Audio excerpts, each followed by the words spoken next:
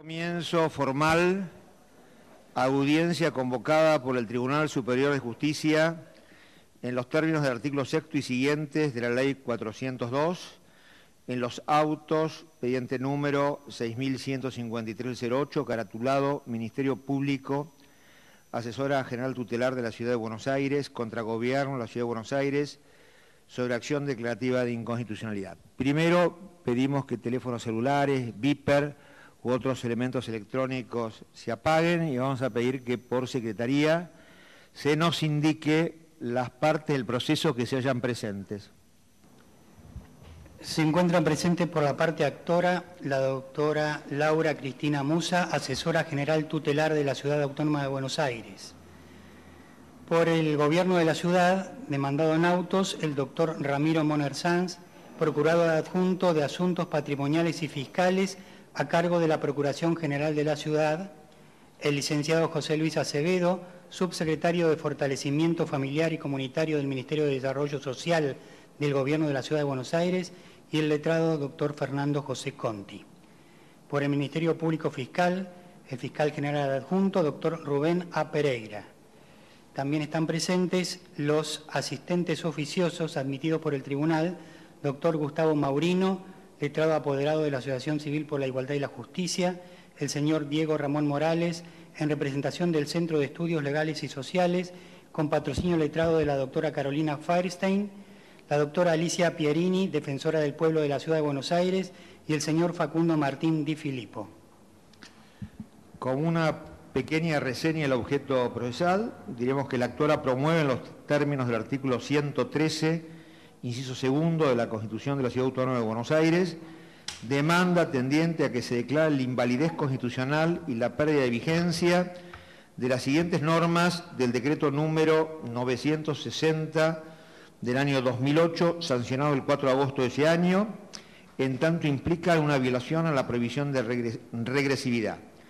Artículo primero del decreto 960 del 2008, en tanto modifica el artículo tercero del decreto 690 del año 2006. Artículo segundo del decreto 960 del 2008, en tanto modifica el artículo cuarto del decreto 690 del 2006. Artículo tercero del decreto 960 del 2008, solo respecto del último párrafo que se incorpora al artículo quinto propuesto por este decreto. Artículo cuarto del decreto 960 del 2008, en tanto modifica el artículo décimo del decreto número 690 del 2006. Artículo quinto del decreto 960 del 2008, en tanto modifica el inciso B del artículo 11 del decreto número 690 del 2006. Y artículo séptimo del decreto 960 de 2008, en tanto incorpora el inciso C, artículo 14 del decreto 690 del 2006. La accionante afirma que las modificaciones efectuadas al decreto número 690 de 2006, cuestionadas mediante la presente acción, implican un retroceso en el alcance y nivel de protección del acceso a la vivienda de los sectores más vulnerables y por lo tanto resultan inconstitucionales en razón de violentar el principio de progresividad y la prohibición de regresividad en materia de derechos garantizados en la Constitución de la Nación, los tratados internacionales de derechos humanos y la Constitución de la Ciudad. El 3 de diciembre de 2008, el Tribunal declaró parcialmente admisible la presente acción de inconstitucionalidad respecto a los artículos primero, segundo, cuarto y quinto del decreto número 960 de 2008. Por el contrario, declaró formalmente inadmisible la demanda respecto de los planteos que cuestionaban la validez de los artículos tercero y séptimo del aludido decreto. El Gobierno de la Ciudad Autónoma de Buenos Aires contestó la demanda a fojas 47-63 vuelta y solicitó su íntegro rechazo. Posteriormente, la actora solicitó que se extendiese la declaración de inconstitucionalidad de los artículos tercero, cuarto, décimo y décimo primero, en lo que se refiere al requisito de residencia, el anexo primero de la resolución número 1554, Gobierno de la Ciudad Autónoma de Buenos Aires, MDS-GC 08, en tanto estos reglamentan los artículos del decreto 906 de 2009, cuestionado en la demanda. Oportunamente, esta presentación fue declarada formalmente admisible. Corrido el pertinente traslado, la demandada se opuso a la pretensión. En el carácter de instructor y en virtud de lo dispuesto por la Ley 402 de procedimiento ante el Tribunal, a los efectos de ordenar el debate, se hace saber a los intervinientes que contarán las partes con un plazo máximo de 20 minutos, normalmente son 15, pero como veo PowerPoint y demás, y se ha trabajado, vamos a darle 20 minutos a cada una de las partes para exponer sus argumentos. El orden de intervención será el siguiente. En primer lugar, y en forma previa a la exposición de los alegatos de las partes, artículo 22 sin fines de la Ley 402, se invitará a los asistentes oficiosos presentados en autos a que expresen sus opiniones fundadas sobre el tema por un plazo máximo de 15 minutos, en este caso sí 15 minutos. Los amigos Curie presentados son Gustavo Maurino en su carácter de apoderado de la Asociación Civil por la Igualdad y la Justicia, Fojas 103-111, Diego Morales en su carácter de apoderado del Centro de Estudios Legales y Sociales, CELS, la doctora Alicia Pierini en su carácter de defensora del pueblo de la Ciudad Autónoma de Buenos Aires, Fojas 260-271, y Facundo Martín Di Filippo en su carácter de legislador de la ciudad, Fojas 288-299. Luego se dará la palabra a la parte actora, 20 minutos, posteriormente expondrá el representante del Gobierno de la Ciudad de Buenos Aires y por último el representante del Ministerio Público Fiscal, 20 minutos como máximo en los tres casos. Previo a comenzar las exposiciones, se pregunta a las partes si tienen algún elemento probatorio que deseen incorporar al debate, algún elemento nuevo, conforme a lo dispuesto por el artículo 8 de la Ley de Procedimientos ante el Tribunal, la Ley 402. ¿Hay alguna documentación? No la hay.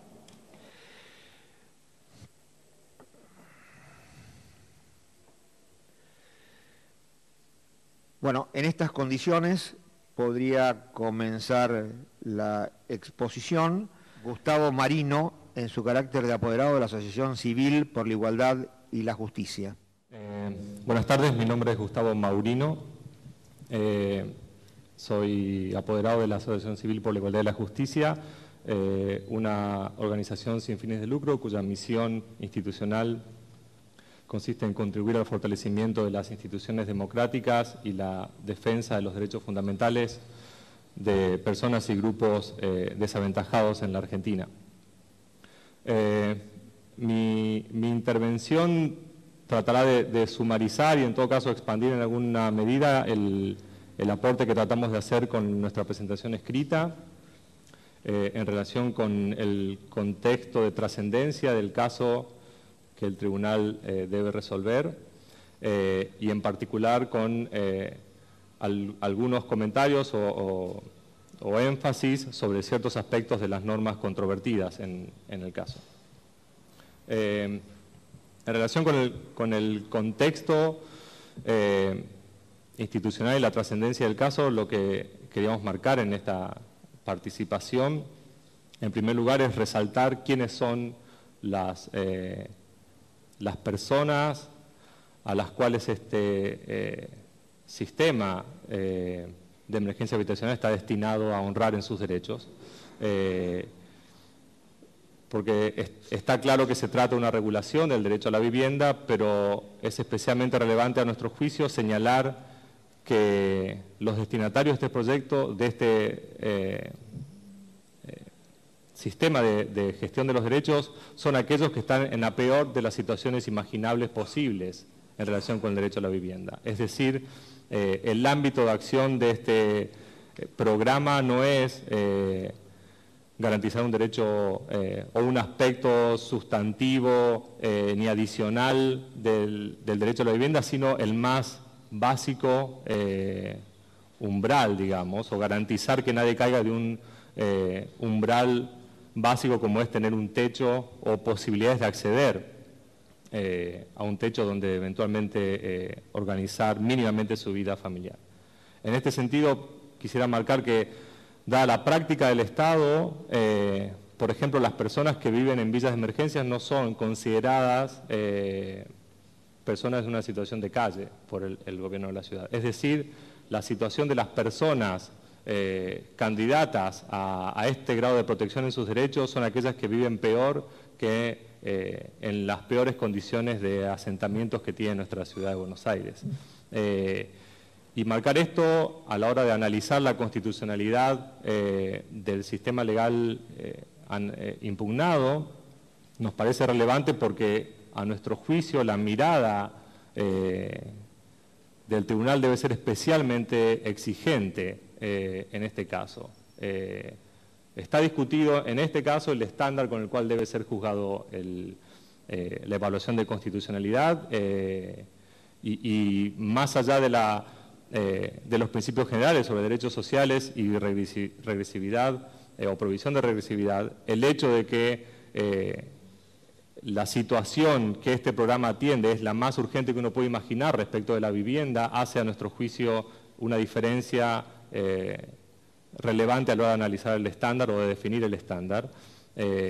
Y esta diferencia pasa por demandar de parte del Tribunal de Garantías Constitucionales de la Ciudad una mirada especialmente protectora de la situación. Fuera de este programa no hay nada, digamos. Entonces quienes queden fuera de este programa seguramente quedan en la nada. Y la nada más absoluta respecto al derecho a la vivienda que podemos concebir en la Ciudad de Buenos Aires. En ese contexto también resulta relevante, a nuestro juicio, marcar la tendencia de la situación habitacional en la Ciudad de Buenos Aires, que también lo hemos puesto por escrito, pero solo mencionar dos puntos. Por un lado, el hecho de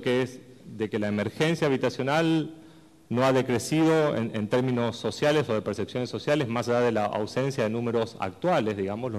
hasta los últimos números disponibles de hace un año o casi un año, y de investigaciones que se hayan hecho por la Defensoría del Pueblo y también por dependencias públicas. Digamos, la crisis habitacional en la Ciudad de Buenos Aires sigue todavía una curva ascendente, y a su vez la pauperización de la pobreza también sigue una curva ascendente en la Ciudad de Buenos Aires como en todo el país. Por lo tanto, previsiblemente la cantidad de familias que son amenazadas por esta situación en la cual el auxilio estatal es este programa, sigue creciendo y en el futuro va a ser creciente, y la evaluación actual de la constitucionalidad de un programa que se dirige a atender en mayor o menor medida esta situación debe especialmente tener en cuenta en sus condiciones el contexto al cual debe ser aplicado. Por otro lado, los números de personas beneficiarias son relativamente manejables para una comunidad política como la de Ciudad de Buenos Aires. En los últimos años los números de beneficiarios han ido ascendiendo de 3.000 a 5.000, pero en una ciudad como esta y con un presupuesto como este, el volumen económico del programa es en algún sentido marginal. Por lo tanto, la cuestión presupuestaria debería ser, a nuestro modo de ver, relativamente irrelevante para definir la cuestión. La cuestión es de protección, alcance de la protección a los derechos. No hay ningún problema posible, a nuestro juicio, de escasez de recursos acá, en la medida en que lo que demanda este programa es mínimo en comparación con el presupuesto de la ciudad, y en la medida en que además todas las evaluaciones presupuestarias relevantes sobre la política habitacional de la ciudad en relación con vivienda muestran subejecuciones presupuestarias notables. Por lo tanto, a nuestro modo de ver, el contexto de creciente emergencia habitacional y de inexistencia de escasez presupuestaria para atender este tipo de poblaciones también es relevante a la hora de diseñar el modelo con el cual el tribunal va a evaluar la constitucionalidad de este sistema. Se trata, y cierro con esto, de las personas que han quedado afuera de la mínima red de garantía para un derecho fundamental, del último lazo de vínculo con las políticas públicas destinadas a proteger sus derechos en una ciudad con un creciente problema de emergencia habitacional que está ahí para durar establemente y que no tiene restricciones presupuestarias en relación con este programa. Bajo ese contexto, la reforma que implicó el decreto y eventualmente sus proyecciones con la resolución del Ministerio, creemos que deben ser evaluadas y en ese sentido con un test de enorme exigencia, si es que la garantía del derecho a la vivienda a un nivel mínimo va a significar algo para nuestra comunidad política. Y para decir dos cosas, que es mi segunda parte en esta exposición sobre ese aspecto, quisiera remarcar en relación con el análisis jurídico del derecho a la vivienda, que suele ser planteado e incluso ha sido analizado en alguna medida por nuestra comunidad jurídica, tanto por los tribunales de la ciudad como los autores que han intervenido en la discusión, a la luz de los estándares de derechos económicos, sociales y culturales, y hay toda una discusión sumamente rica y que seguramente ocupará a nuestra comunidad jurídica por varios años más, hasta definir la mejor interpretación de este alcance y de esta influencia de las convenciones internacionales de derechos humanos sobre nuestra estructura constitucional. Lo cierto es que la cláusula constitucional de la ciudad sobre derecho a la vivienda establece un principio que a su vez es mucho más generoso, diría yo, que el de las convenciones internacionales, que es la idea de inversión prioritaria, digamos. A la hora de analizar las exigencias constitucionales a nuestras políticas públicas habitacionales, creemos que el tribunal debe darle a este principio de inversión prioritaria o de atención prioritaria en las inversiones de vivienda y también de salud, que están ciertamente relacionadas con esto, como es innegable, un juego interpretativo especialmente intenso, que hasta ahora no ha sido reflejado en la discusión pública, que tampoco ha entrado del todo a la discusión en precedentes del tribunal, seguramente porque no era necesario, estaban analizando casos donde los estándares en general le alcanzaban para resolver la cuestión, pero en este caso que tienen que hacer una evaluación general y abstracta de la constitucionalidad de este programa, este principio de priorización de la inversión estatal nos parece a nosotros que debe reforzar la severidad del escrutinio. Y el último punto para marcar tiene que ver con sí, la idea de regresividad y algunos comentarios sobre ese punto. De las cláusulas desafiadas en su constitucionalidad, probablemente la más problemática, la más, y aquella donde es más clara la afectación a nuestro juicio, es la del tiempo necesario para poder acceder a la protección del derecho, que ha pasado de 1 año a 2, sin ni una mínima explicación de los fundamentos de tal decisión. Si uno lee los antecedentes del decreto no encuentra por qué decidieron pasar de 1 año a 2. Más allá de cuáles sean las razones que podrían ser buenas razones, la ausencia de razones seguro no debería contar o no debería sostener una reforma legislativa que evidentemente dificulta el acceso o deja a menos personas en posibilidades de acceder que el programa anterior. Hacerlo y sin razones públicas, debería ser directamente analizado como un problema grave en la fundamentación. Gracias. Y ese problema grave, en modo alguno, es suplido por la resolución del Ministerio que sigue manteniendo en sustancia, digamos, la exigencia de 2 años, y en todo caso entre el plazo de 1 año y 2 años hace un poco más difícil, hace eventualmente posible pero no probable y ciertamente más difícil que si el plazo fuera de 2 años, de 1 año. Pero lo especialmente grave para nosotros de este plazo tiene que ver con algo que a nuestro juicio no ha sido todavía discutido en el proceso, pero es el hecho de la diferencia radical que pone a los derechos sociales frente a los derechos políticos. Por ejemplo, no encontramos una razón, y en todo caso debería ser justificado, y no hay ninguna justificación por la cual una persona que se muda a la Ciudad de Buenos Aires puede votar, pero si queda en la calle no pueda aspirar a un subsidio para su derecho a la vivienda. Y esa distinción entre que para gozar de un derecho social hay que esperar 2 años, genera, digamos, sin ninguna justificación, además genera una distinción entre derechos políticos y derechos sociales, que si algo ha aprendido nuestra cultura constitucional es que es una distinción que debe borrarse, desdibujarse y reemplazarse por una idea integral de los derechos, y este plazo de 2 años hace todo lo contrario a eso, de una manera sin justificación, y nos parece que es...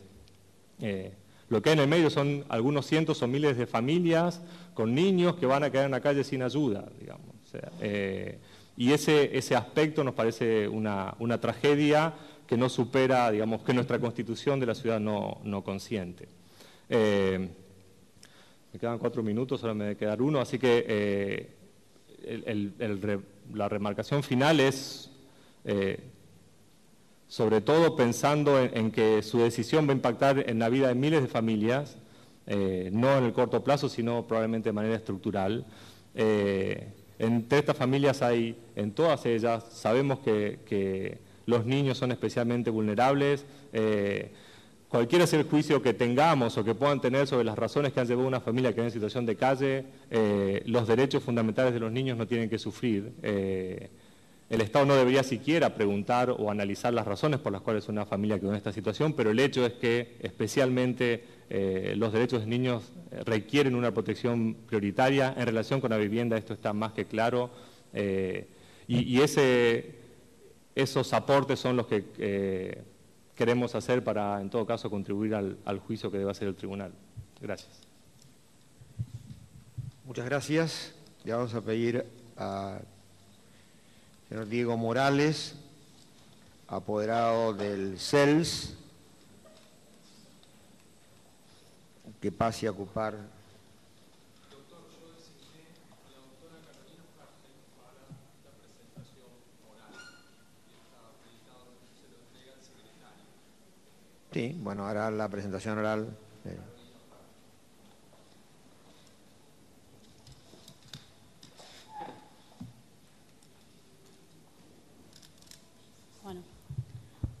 Buenas tardes.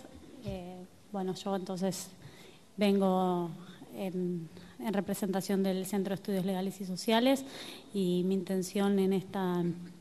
exposición es exponer sucintamente algunos de los argumentos que hemos planteado en nuestro escrito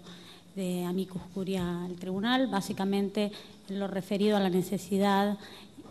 de que este caso se evalúe a la luz del principio de progresividad y prohibición de regresividad contenido en el artículo 2.2 del Pacto de Derechos Económicos, Sociales y Culturales, que ha sido desarrollado por la Observación General número 3 del Comité de Naciones Unidas que evalúa dicho pacto,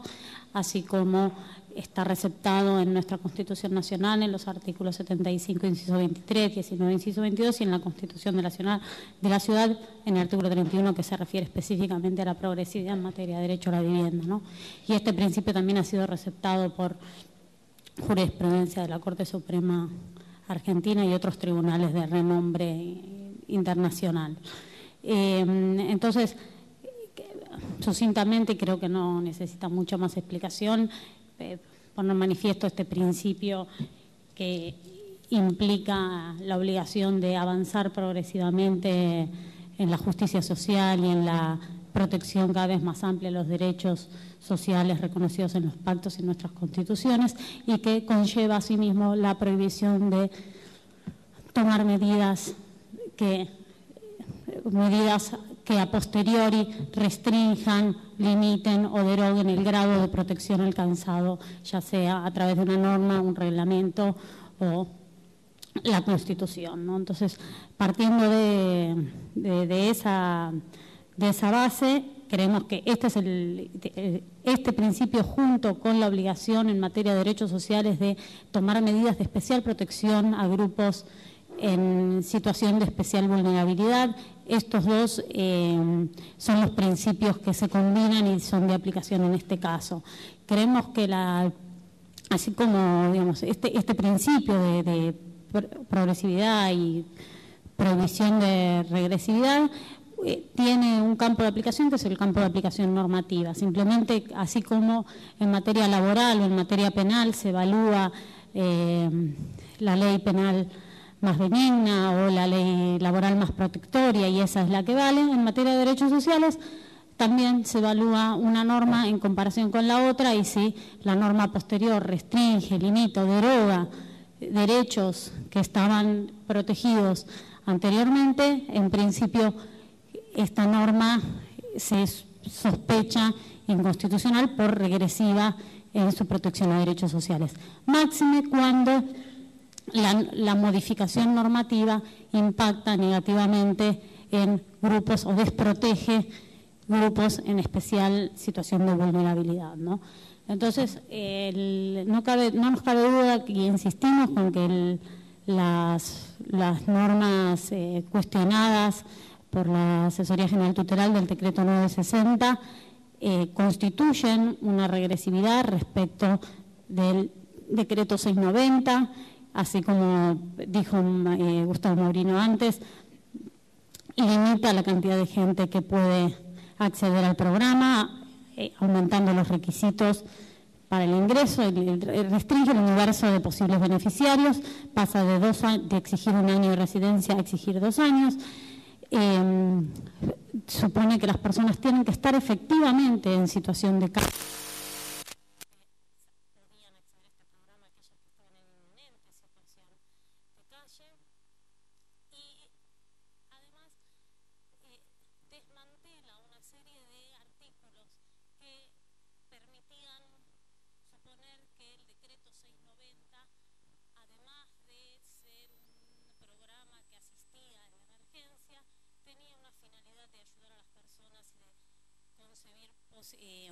La solución habitacional definitiva y no solo por la obligación que tenía el Estado y que ahora pasa a ser dependiente de la solicitud de las personas de orientación en la búsqueda de la solución definitiva, sino que las personas podían acceder a este asesoramiento y a esta ayuda cuando todavía no estaban en situación de calle, porque el programa les permitía que cuando estaban suponiendo que se iban a quedar en la calle, podían acceder a este programa, podían acceder no solo al subsidio, sino a la orientación, a la ayuda, y además podían utilizar parte de este subsidio para los gastos que les demandara la búsqueda de los créditos o lo que fuera que implicara la búsqueda de su solución habitacional definitiva, ¿no? Y la regresividad también surge claramente por un lado, porque si no, no tendría mucho sentido el cambio de un decreto al otro, y además que en uno de los considerandos del decreto 960 claramente se utiliza, considerando típico que utiliza la administración pública cuando restringe beneficios sociales, que hace alusión a la necesidad de focalizar mejor en grupos en especial situación de vulnerabilidad y hace alusión a un contexto de eficiencia en el uso de los recursos y recursos escasos. Y esa es otra pauta que muestra que acá hay una clara intención de restringir el grado del beneficio y el universo de beneficiarios. Entonces, una vez que estamos de acuerdo de que acá hay un supuesto de regresividad normativa y aparte que tiene impactos de regresividad en el resultado porque deja, así como ya lo expresó antes Gustavo Maurino, deja un montón de gente en situación de calle sin ningún tipo de ayuda y asistencia estatal, básicamente todos aquellos que no tienen 2 años de residencia en la ciudad. Cae la presunción de legitimidad, la presunción de legalidad y constitucionalidad de este decreto, y esto implica que será el Estado el que deberá aportar las pruebas que justifiquen la validez constitucional de esta norma. Y esto de acuerdo a las pautas dadas por el Comité de Derechos Económicos, Sociales y Culturales y jurisprudencia de distintas cortes nacionales e internacionales, implicará que el Estado tendrá que explicar cuáles son las razones, la fundamentación que lleva a la modificación de cada uno de estos artículos y a la generalidad de la modificación, y este fin no bastará solo que sea un fin legítimo, sino que deberá demostrar que con esta nueva norma, lo que se busque con la regresión, lo que se busca en realidad es una protección,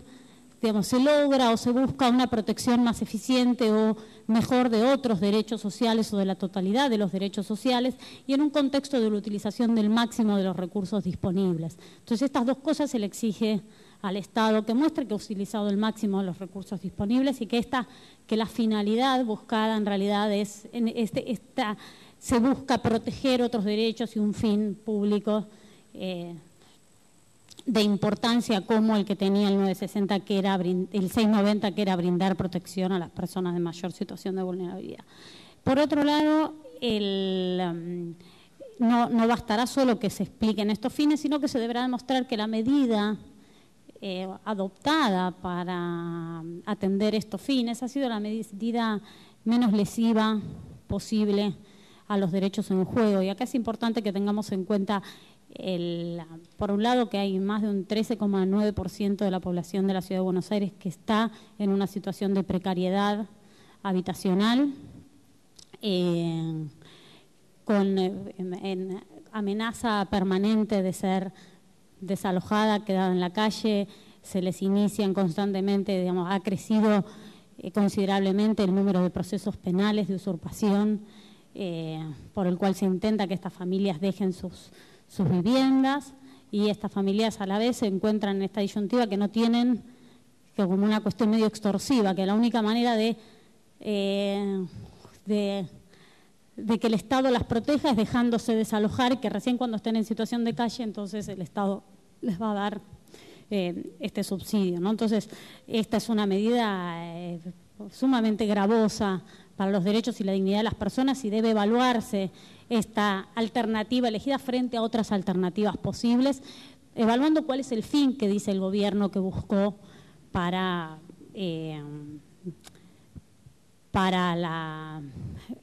hacer esta modificación, que también habrá que tener en cuenta que si es un fin de naturaleza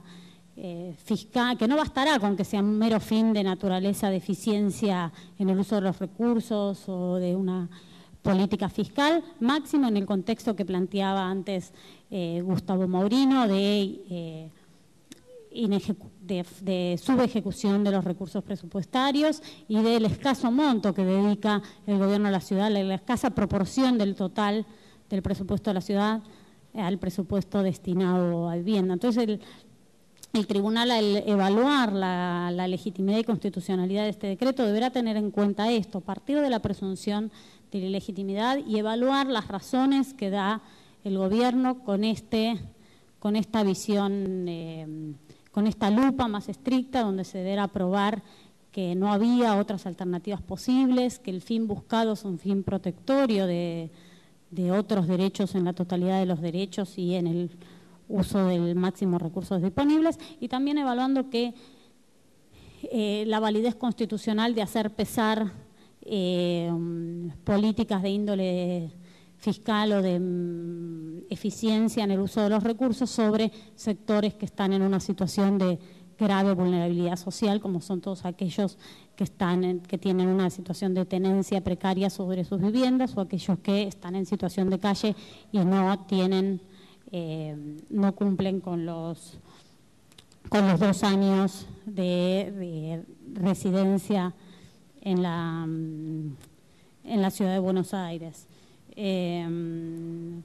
lo cual, esto es un poco el resumen de lo que nosotros queríamos exponer y lo que expusimos en nuestro escrito de Amicus Curiae, pero creemos que por aplicación entonces de este principio y del principio de protección especial a personas en situación de vulnerabilidad que quedan desprotegidas a partir de esta reforma y no son cubiertas por ninguna otra política pública del gobierno de la ciudad, sería bueno que el tribunal declarara sería procedente que se declarara la inconstitucionalidad de estos artículos del decreto 960, haciendo lugar a la acción presentada por la Asesoría General Tutelar. Muchas gracias. Muchas gracias. Le invitamos a la doctora Alicia Pierini. Señores jueces y juezas, Tribunal Superior, Vengo como defensora del pueblo de la Ciudad de Buenos Aires, en cumplimiento de nuestra misión constitucional de proteger y defender los derechos humanos de todos los habitantes de nuestra ciudad. Parece obvio que estamos frente a un tema de derechos humanos y que el tema en sí, en su aspecto particular, tiene que ver con la situación de las personas en calle, o llamadas programas de personas en situación de calle, lo cual quiere decir personas en situaciones de máxima vulnerabilidad, equivalente a decir con privación del ejercicio no solamente del derecho a la vivienda, sino que la vivienda es, además, una condición incluso para el ejercicio de los demás derechos o de muchos otros de los derechos humanos. Con esto queda claro que nuestra legitimación para haber podido presentar un escrito de opinión en calidad de amicus curiae se fundamenta en esta misión de proteger y de defender los derechos humanos. Y nosotros no distinguimos tanto si son derechos económicos, sociales y culturales o derechos civiles y políticos, como nos marcan las letras de las convenciones, sino que nos interesa mirar los derechos de la persona humana como un sujeto integral. Colocamos en el centro de los derechos humanos a la persona humana, con sus diferentes dimensiones, su dimensión individual, su dimensión social, su dimensión comunitaria, su dimensión cultural. Y en ese sentido, cuando decimos que la vivienda, o al menos un techo estable, duradero, es un condicionante para el ejercicio de otros derechos,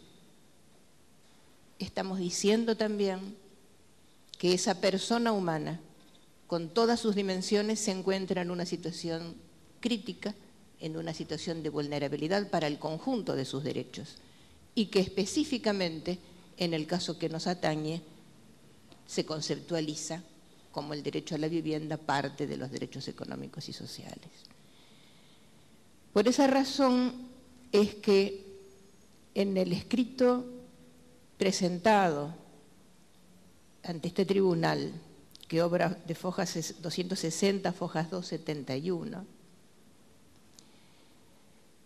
y que en este momento ratifico en sus contenidos y ratifico su firma, hemos basado la argumentación precisamente en la Convención Internacional de Derechos Humanos y en el Pacto Internacional de Derechos Económicos, Sociales y Culturales. La Convención de Derechos Humanos porque dice en alguno de sus artículos acerca de que el Estado debe procurar ir logrando progresivamente la efectividad de todos los derechos, muy particularmente progresivamente la efectividad de estos derechos llamados económicos, sociales y culturales. Y el protocolo internacional le exige al Estado adoptar todas las medidas adecuadas para esa protección, incluyendo medidas legislativas, y lo obliga a hacerlo hasta el máximo de los recursos disponibles. A esto que se ha llamado el principio de progresividad se le reconoce una contracara negativa, que es la prohibición de la regresividad. Progresividad es el aspecto positivo, la obligación del Estado, y la no regresividad es la contracara de esa misma obligación. Analizando los decretos que están en cuestión, el decreto 960 del 2008 que modificó el 690 del 2006, aparece la cuestión de la regresividad. Para ello hay que hacer una mínima comparación entre ambos decretos para ver por qué se argumenta tal regresividad. El decreto 690 del 2006, del programa Familias en Situación de Calle, para familias o para solos incluso, no solamente otorgaba un subsidio con destino habitacional, sino que también agregaba la obligación del Estado, que el Estado iba a orientar a las familias hacia la búsqueda de situaciones más definitivas, o digamos situaciones duraderas, o digamos situaciones estables. Pero este concepto del Estado orientando hacia la búsqueda, orientando hacia el logro de situaciones duraderas, es otra acción positiva que está haciendo el Estado y que desaparece en el texto del decreto 960. ¿Por qué esta orientación es algo fundamental? Porque estamos hablando de una situación de calle, estamos hablando de que esa situación genera falta de acceso a un conjunto de derechos, no solamente al derecho a la vivienda, porque precisamente el derecho a la vivienda permitiría acceder a otro conjunto de derechos, habida cuenta, ya se ha dicho, que genera estabilidad, que genera ordenamiento familiar, etc. Y al restarse en la nueva modificación, en la modificación del 960, esta obligación de la orientación, se está restando una acción que ya estaba realizando antes el Estado. O sea, hay un retroceso, ahí está la prueba de la regresividad.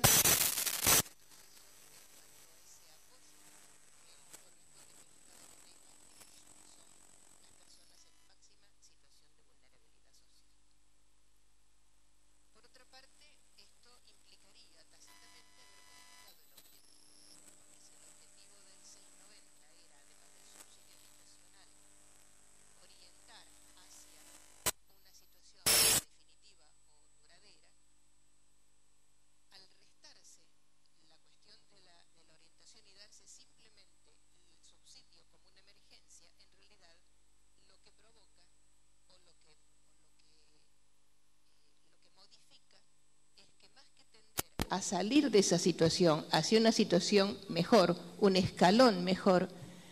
se cronifica la emergencia con el subsidio continuo y sin ningún tipo de orientación. Allí hay también otro escalón de retroceso.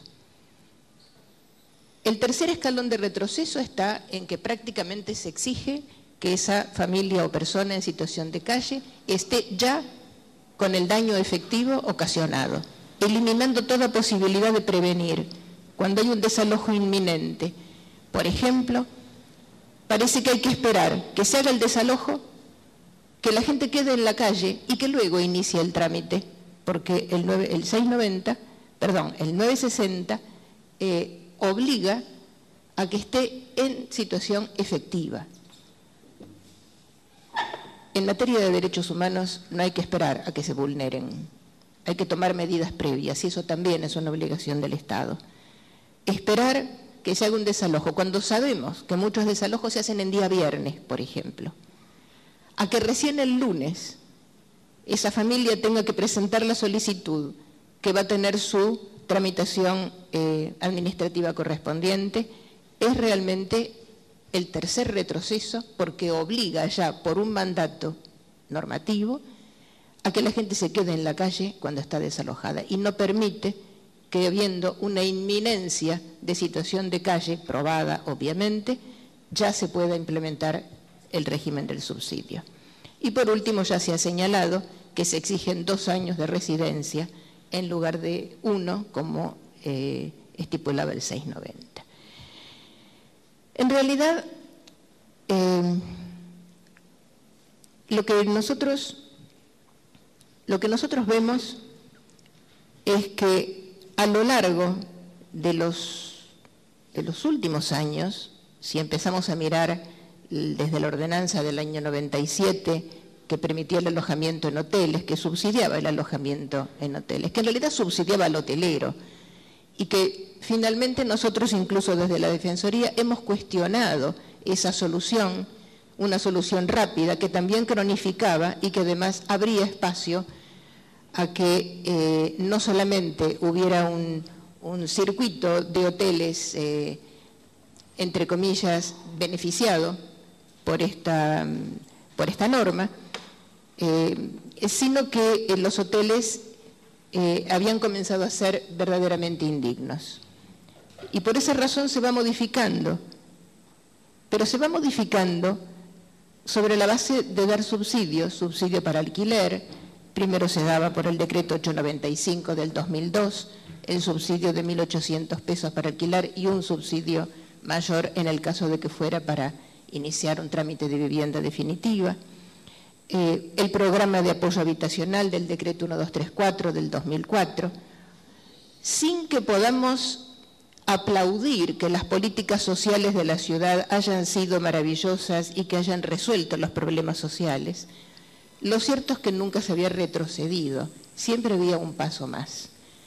Y en alguna medida, nosotros en nuestros debates internos nos preguntábamos cuándo podría ser entendida una situación de regresividad en materia de este tipo de derechos. Y en realidad solo podríamos aceptar que hubiera una regresión en un derecho si todo el resto de las políticas sociales completaran el plexo de derechos que tiene la persona humana como esa integralidad que nosotros decimos. Y ya termino. No es el caso. Por lo tanto, opinamos que el decreto 960, que modificó el 690 del 2006, en sus artículos 1, 2, 4 y 5, debieran pensarse como inconstitucionales en tanto violentan el principio de progresividad y en cambio generan una regresividad. Así lo hemos expresado en nuestro escrito, que obra a fojas 260 del expediente que tienen a la vista, y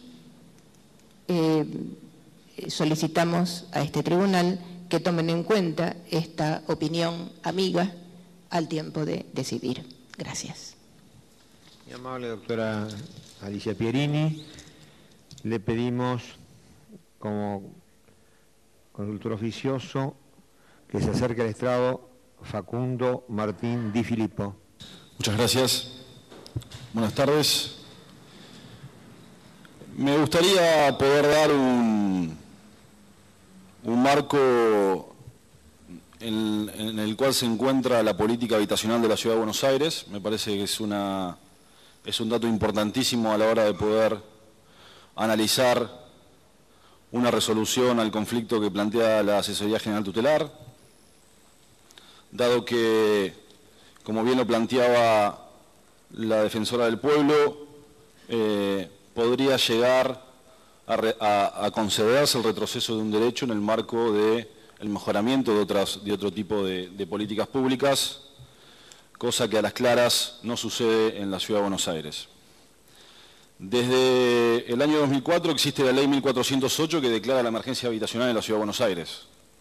Esa ley fue prorrogada por la ley 2472 del 2007. Esto es importante remarcarlo porque el propio Estado reconoce que estamos en emergencia habitacional. Esa ley tiene un artículo que crea un fondo para solucionar la emergencia habitacional, el cual debería ser generado desde el año 2004 con 50 millones de pesos, cifra que debería repetirse año tras año. Ese fondo jamás fue creado por informes solicitados de la legislatura local al Ejecutivo local. La respuesta ha sido esa, y esa documentación también podría llegar a alcanzársela si es necesario ratificarla. Nosotros en la legislatura modificamos esta ley de emergencia en diciembre del año 2008, la dotamos de otras herramientas para enfrentar la emergencia habitacional. Esa ley fue vetada por el Ejecutivo local, semanas después de haber sido aprobada en la legislatura. más allá de intentar volver operativo la problemática de la ejecución de ese fondo que jamás se había creado, también marcaba, entre otras cosas, que a través del traslado de la competencia del delito de usurpación a la Ciudad de Buenos Aires, la justicia de la ciudad informara al Ejecutivo local cuando se iniciaran o cuando estuvieran por producirse algún tipo de desalojo. En la actualidad no hay obligación de la justicia de notificarlo. La información con la que cuenta el Ministerio es solamente información que recaba a partir del pedido de subsidio por desalojo. Nosotros tenemos en la legislatura local, también después de un pedido de informe, la cifra enviada por la actual ministra de Desarrollo Social, que durante 11 meses del año 2008 fueron desalojadas 3.306 familias, lo que da un número de 10 familias por día desalojadas en la Ciudad de Buenos Aires. Ese número es un número oficial, en una respuesta a un pedido de informes. Hay una serie de organizaciones sociales, de gente en situación de calle, entre ellos Proyecto 7, que elevan ese número. La verdad es que seguramente a través de la generación de ese dato, el Ministerio de Desarrollo Social ha solamente evacuado la duda de la información que contaba, porque, repito, no hay obligación de la justicia de la ciudad de transmitir o de trasladar la información sobre algún tipo de desalojo. Y es más, digamos, este subsidio no es entregado a personas que viven en la informalidad. Digo, cuando se ha generado un proceso de crecimiento de alquileres en habitaciones de diferentes casas en muchas villas de emergencia en la ciudad, porque el mercado va hacia ahí. Ese tipo de desalojo en la informalidad jamás es registrado por el Ministerio de Desarrollo Social, porque obviamente no hay forma de comprobarlo, no hay cédula judicial, no hay dato que lo compruebe y que lo merite. La legislatura de la ciudad votó en fin de año 2008 un presupuesto para este año 2009 de 519 millones para el área de vivienda. Esos 519 millones para el área de vivienda son en la actualidad subejecutados ampliamente. El nivel de ejecución, ya finalizando el año, debe estar cercano al 50% del presupuesto. El Ejecutivo local ha tenido una política de desguace del Instituto de Vivienda de la Ciudad, trasladando competencias a otras áreas. Le ha traspasado la urbanización de villas a la Corporación del Sur, una empresa que tiene un fideicomiso, en el cual pueden ajenar las tierras en las cuales se encuentran las villas de emergencia. Le ha traspasado la competencia de la emergencia en villas a una unidad ejecutora, a la UGIS de infraestructura social o de emergencia social, que opera en diferentes villas que pertenecen al Ministerio de Desarrollo Económico. Para otras competencias que tienen que ver con urbanización en la zona norte de la ciudad, se encarga otro ministerio, que es el de Espacio Público, ya que la limitación de la Corporación del Sur es al sur de la ciudad. No puede, por ejemplo, tomar intervención en lo que es la Villa 31 bis, Rodrigo Bueno, Playón de Chacarita, asentamientos que están en el norte de la ciudad. Por lo tanto, un nuevo actor toma vínculo en la política habitacional. A su vez hay que sumar al Ministerio de Desarrollo Social, que maneja la emergencia, y por otro lado lo que es el Instituto de Vivienda de la Ciudad, que ha demostrado ser no solamente muy inoperante en el funcionamiento en la actual gestión, sino también muy poco transparente.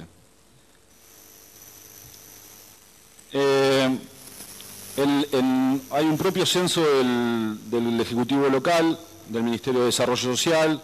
que registra 1.029 personas en situación de calle en el año 2008. Para el año 2009, para el censo que se hizo este año, la cifra trepó a 1.950 personas, reconocidas también por el propio Estado de la ciudad y, como sucede siempre, movimientos y organizaciones sociales tienen otras cifras, y vuelvo a citar a esta organización Proyecto 7, que es gente en situación de calle, que genera sus propias cifras, que hablan de por lo menos 4.000 personas en situación de calle. Claramente este marco de emergencia habitacional, a lo cual no le podemos terminar de completar algunas cifras porque el propio Estado no genera cifras. Es muy difícil enfrentar una problemática habitacional si no se tienen las cifras adecuadas, y hay una responsabilidad ineludible del Estado de generar estas cifras y al día de hoy no lo hace. Se calcula que hay cerca de 500.000 personas en emergencia habitacional en la Ciudad de Buenos Aires.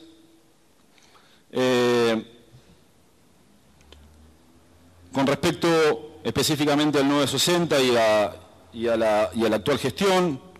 nosotros vemos un abuso en el manejo de subsidios que se ha dado en muchos casos. La actual gestión tiene como forma de resolución de conflictos habitacionales entregas de subsidios. Hay una política regresiva, no solamente en este aspecto, sino en otros. El programa de hoteles, hubo un decreto del Ejecutivo local dándolo de baja y entregando un subsidio habitacional insuficiente para la prestación que le daba el Estado en la actualidad, que era una solución habitacional permanente. Ahí hubo una serie de acciones judiciales, incluso alguna iniciada por mí desde la presidencia de la Comisión de Vivienda. Esto ha motivado que el Ejecutivo trasladara la suspensión de los desalojos hasta el 31 de diciembre de este año, y a pocos días de que esto suceda, tampoco se sabe qué va a pasar con las personas que se encuentran hoteladas. Hay un abuso de subsidio también, porque más allá de que este planteo se vuelva restrictivo y acompañamos y ratificamos claramente la cuestión regresiva de la modificación del decreto, hay un abuso, por ejemplo, en el caso de lo que fue el incendio de la Carra 2090, en el barrio de Flores, frente del Club Deportivo Español, cuando en un asentamiento que así se encontraba, un incendio intencional motivó el desalojo del mismo, y en ese momento, cuando había 600 familias censadas, se terminaron entregando 1.200 subsidios habitacionales. Entonces, me parece que es importante remarcar,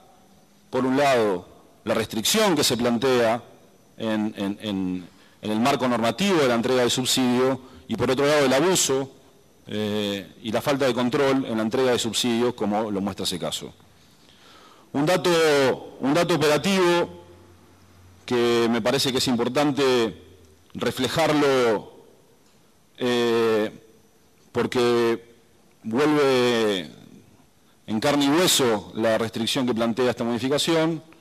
es, por ejemplo, un desalojo que se produjo en la calle Ciudad de la Paz al 200, donde lo recuerdo perfectamente porque tuve que tomar una intervención personal en ese caso, donde las familias habían sido desalojadas, donde habían solicitado el subsidio de desalojo, donde no lo tenían, y se encontraban con sus muebles y con sus familias en la calle. Ahí obviamente gestionamos y solicitamos la intervención del BAP. Posterior a eso fue la entrega del subsidio por desalojo. La familia ya se encontraba en situación de calle, y eso no solamente generó el perjuicio de la familia, que es sin duda lo esencial y lo importante en esta discusión, sino que también genera otro tipo de conflictos, porque el barrio también y vecinos de ese barrio se han quejado por la situación irregular de tener familias allí que no se querían ir hasta no conseguir el subsidio de desalojo. Digo, esta norma no solamente es restrictiva, sino que también entorpece otro tipo de políticas públicas que se deberían generar.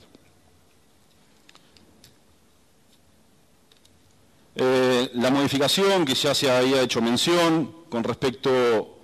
al acompañamiento en la búsqueda de soluciones habitacionales definitivas me parece que es sumamente importante. Vuelvo a remarcar la cuestión vinculada a la situación general de la política habitacional. En el informe presentado en la legislatura local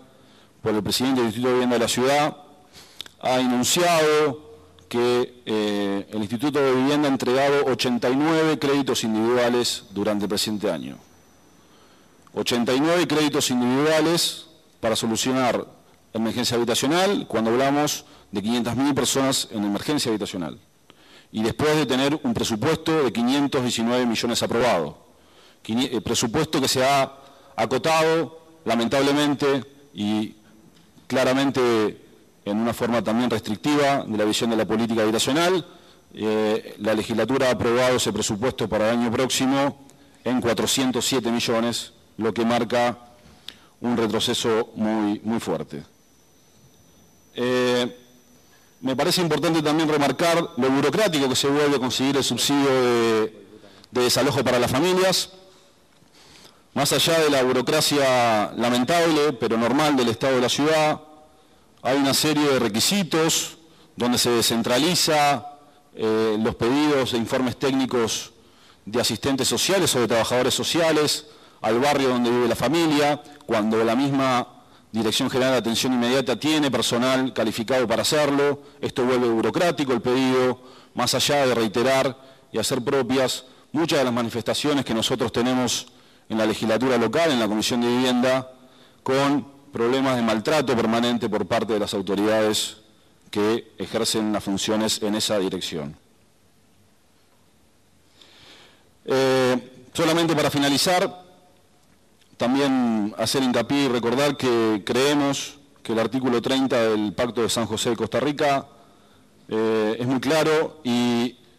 habla que en cualquier política restrictiva lo que debe regir es una norma del Poder Legislativo. Por lo tanto, si esto continúa adelante, creemos que hay que tener la posición de que el Ejecutivo envíe un proyecto de ley a la legislatura en todo caso y sea discutido en el ámbito del Poder Legislativo, haciendo hincapié en el artículo 30 de la Convención Americana. Gracias. Muchas gracias. Ahora vamos a hacer, entregar el uso de la palabra a la parte actora en esta acción declarativa de inconstitucionalidad, a la asesoría tutelar. Muchas gracias, buenas tardes. Nosotros vamos a hacer una primera muy breve introducción, pero quería aclarar que, dada la fundamentación que ya hemos planteado en el propio escrito y en el propio expediente, la intención que tengo en este ratito, en este alegato, es poder sintetizar lo que hemos planteado, no reiterar.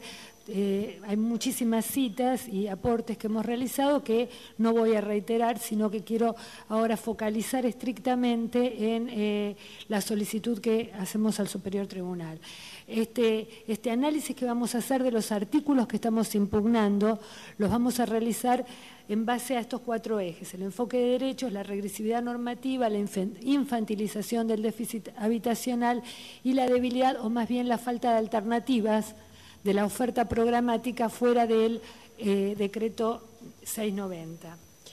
El enfoque de derechos, bueno, está claro que esta acción tiene sentido solamente en el marco de un enfoque de derechos y que lo que en el derecho internacional se llama el enfoque de derechos en las políticas de desarrollo, que consiste simplemente en una obligación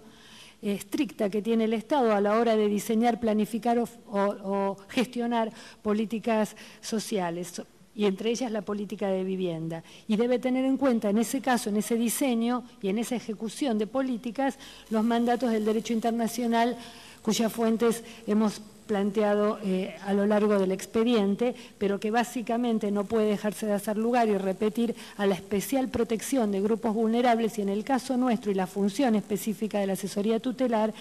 especialmente en el caso de este universo que requiere una especial protección, que son niñas, niños y adolescentes. No solamente está obligado por el Pacto Internacional de Derechos Económicos y Sociales, sino por la propia Convención sobre los Derechos del Niño, la misma Ley Nacional 26061 y la Ley de la Ciudad, la Ley 114. Es un universo que requiere especial protección, y la especial protección tiene que estar definida y garantizada normativamente. Y esto muestra claramente la especial importancia que nosotros le damos a la relación entre las políticas sociales y el derecho. La política social debe ser una política diseñada conforme a derecho. Esa es la fuente. Y por eso aquí vamos a discutir estrictamente la cuestión jurídica, más allá de la casuística que el gobierno, con el que el gobierno nos contestó la demanda. Luego, por eso mismo vamos a sostener lo que aquí ya se dijo y muy bien antes que yo tuviera la palabra, acerca de la regresividad normativa. Estrictamente nos dirigimos a solicitar un análisis de la regresividad de tipo normativo y es claramente contrastar esta norma, el decreto 960, con el estándar de progresividad y prohibición de regresividad acogidos por la Constitución y los tratados internacionales incluidos en ella, y comparar esto, lo cual para nosotros de esta comparación, y como va a quedar claro cuando veamos artículo por artículo, queda claro que es manifiestamente regresivo. La regresividad normativa es compatible totalmente con las funciones de este superior tribunal cuando se plantea una acción declarativa como la presente, donde lo que se reclama es que la justicia haga real ejercicio de la función de control de constitucionalidad, en este caso un control agravado por el tipo de derechos que están en juego y finalizando con un escrutinio estricto de este control de constitucionalidad. La infantilización del déficit habitacional es una síntesis de lo que aquí dijo el anterior amigo del tribunal,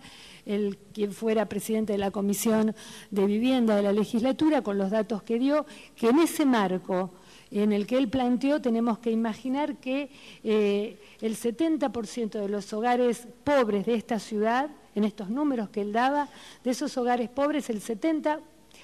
casi el 71% tiene presencia de niños menores de 14 años. La mayoría de los niños son pobres. Y casi un cuarto de estos hogares habitan viviendas consideradas no adecuadas, que son este tipo de viviendas de las que no se puede esperar una cédula de notificación formal de desalojo, porque quien presta una pieza o quien alquila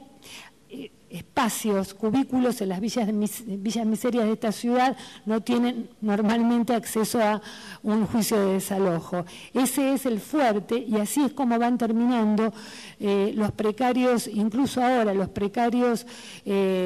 subsidios que generan una corrida hacia de los lugares donde la gente es desalojada en la ciudad, de la situación de calle se pasa normalmente a comprar. El mercado inmobiliario de la ciudad creció en la compra ahora y venta de espacios en las villas miserias. Esa población hay cantidad de niños, como dije ya, el 70%. Y es muy notable porque además la importancia y el impacto que tiene esta situación de déficit habitacional con mayoría de niños es que en la justicia también ante el fuero contencioso administrativo y tributario de esta ciudad casi el 80% de las causas que se tramitan son en relación a demandas por asistencia habitacional. Quiero decir, es un problema en esta ciudad, es un problema para el derecho y para la justicia de la ciudad. Y el último punto que ahí se plantea como en el Power como debilidad de la oferta programática, lo que queremos referirnos es a que el decreto 690 del 2006 es el único programa de asistencia para la emergencia habitacional que existe en la ciudad y es el único que permite la convivencia familiar. Los demás programas son líneas de asistencia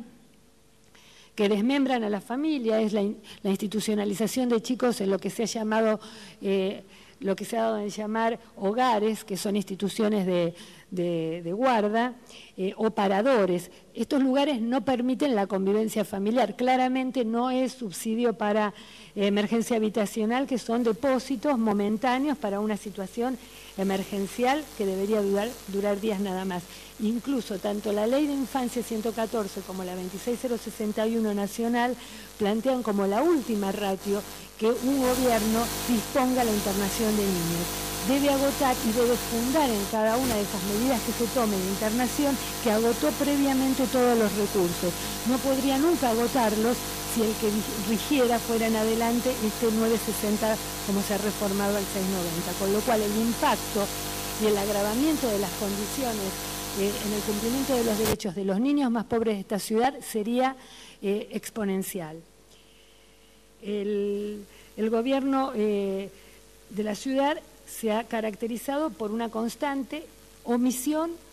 de políticas habitacionales de carácter definitivo. Ante ese panorama que no hay, y el mismo gobierno ha declarado la emergencia habitacional, o sea que concede esto que estoy diciendo,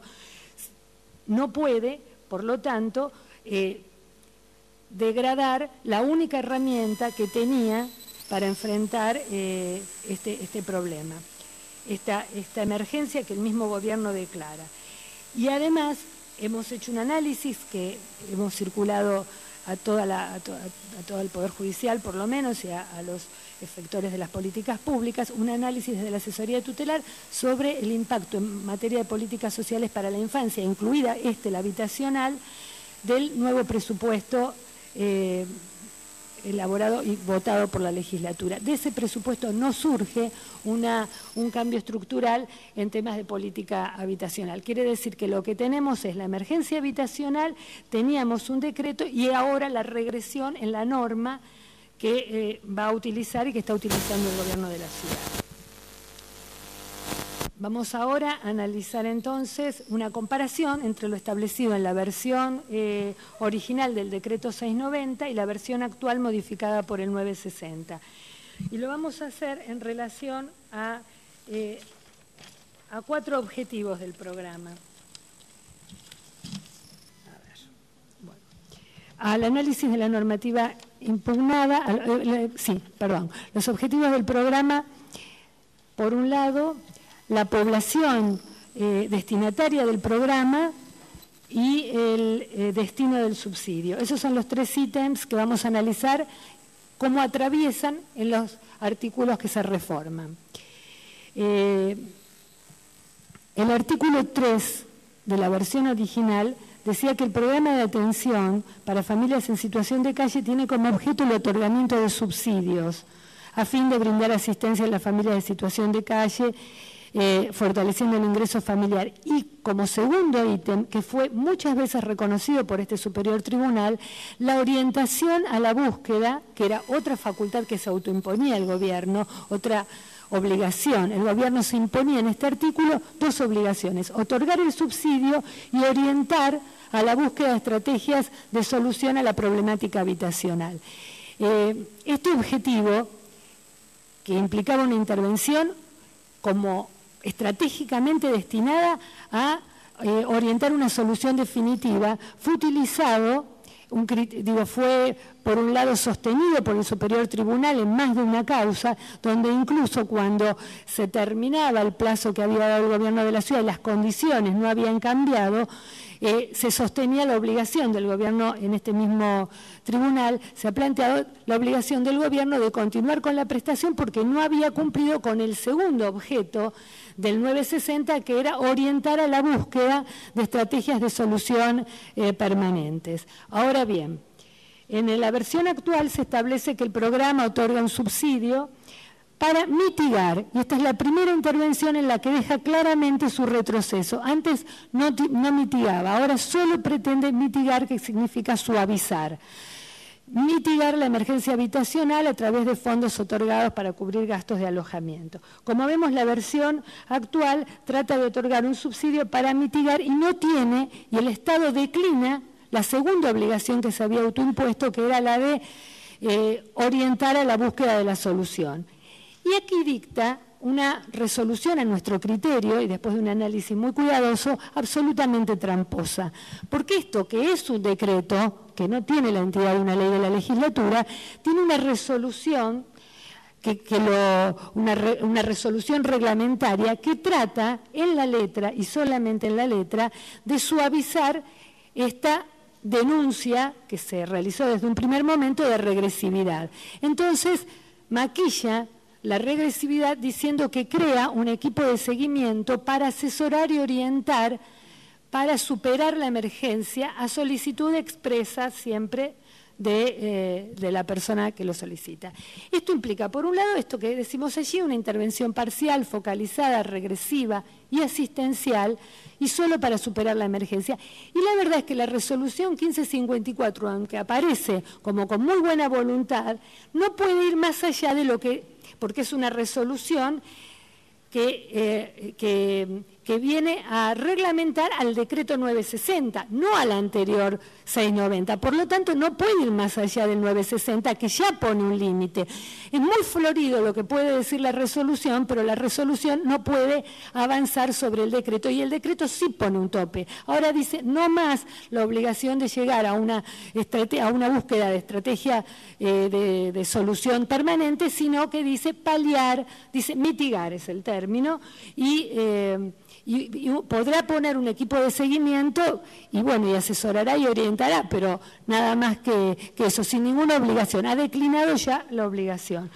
Por lo tanto, el tipo de intervención estatal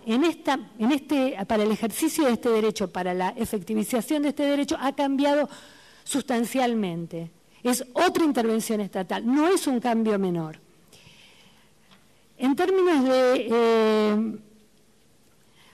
bueno, hemos mencionado en el punto anterior la causa Moravito, que fue resuelta por este Tribunal Superior, en el que se mantiene el subsidio hasta tanto se... Lo que pensamos además es que esta resolución que tildo de tramposa es una resolución, en nuestro entender, destinada a cambiar por vía normativa, o reglamentaria de la normativa, mejor dicho,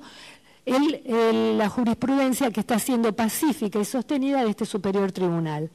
Nosotros, y quienes actuamos en defensa de los derechos de la infancia, en este caso, y su derecho al derecho a la vivienda, utilizamos frecuentemente, el superior tribunal bien lo sabe, esta jurisprudencia pacífica y sostenida. Este es el objetivo que tiene esta resolución, de alterar los términos de lo que viene marcando la jurisprudencia. En términos de la población destinataria, vamos a ver también cómo es regresiva. En el artículo 4, en la versión original, cuya reposición solicitamos, no me diga, bueno,